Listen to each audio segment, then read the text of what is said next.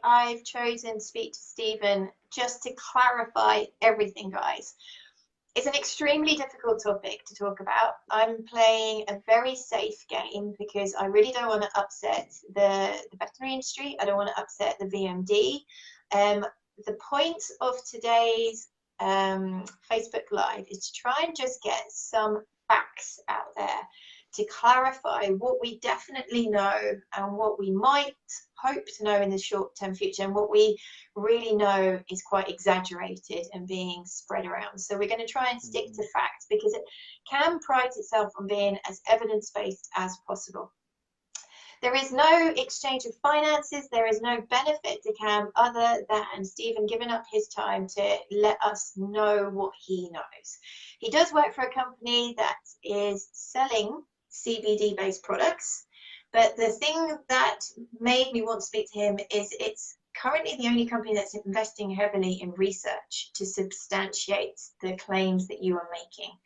So anybody that's listened to me talk on behalf of CAM, I recite the study that you guys have just been involved in with the University of Cornell, where you did show significant benefits for managing osteoarthritic pain in dogs using CBD-based products.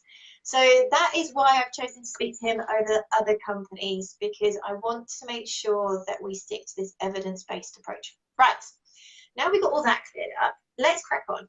So just tell us a little bit about the endocannabinoid system, so that people that are hearing about CBD, they understand what it's supposed to do, because at the moment it's just marketed for everything. So tell us what the endocannabinoid system, and then where CBD fits in. Absolutely. So the endocannabinoid system is a set of receptors. Our bodies are loaded with all kinds of different receptors, and I think one that we are most familiar with that we hear about are our opioid receptors, right? So that's a particular medication. It's a narcotic that people use for pain management. So we have these molecules that scientists and even plants, the opium poppy plant, produce these little molecules, and these molecules come and they sit on this receptor, and this receptor gets stimulated. It's called agonism. And when this receptor has this molecule in it, the receptor then tells the rest of the body to have a specific response. So you have receptors for all different kinds of different chemicals or molecules that come from either plants, your body creates them, or they're synthesized in a lab by pharmaceutical companies.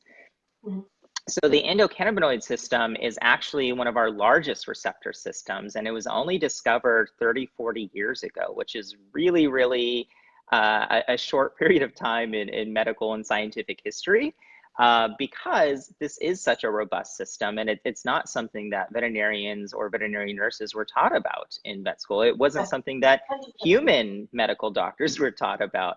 But what we're finding with the endocannabinoid system is it essentially is acting like a thermostat for the rest of our other receptor systems out there. So this endocannabinoid system is telling all these other receptor systems to, hey, maybe you're acting up too much. Hey, I need you to be more active. I need you to calm down a little bit. So it's creating this thing called homeostasis within the body, and is like the guardian for all these other receptor systems and important pieces of our physiology. Our body also creates what are called endocannabinoids. So those are molecules that the body makes itself to sit in these receptors.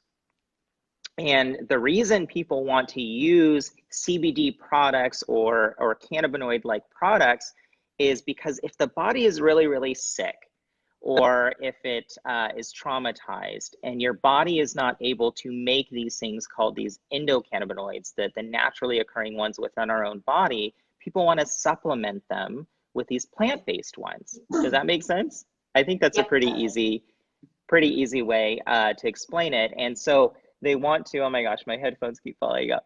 They want to supplement the body with these plant-based molecules. And those plant-based molecules actually can help preserve some of these endogenous cannabinoids from turning into this thing called arachidonic acid, which is like the precursor, the catalyst for this whole inflammatory cascade that we see, especially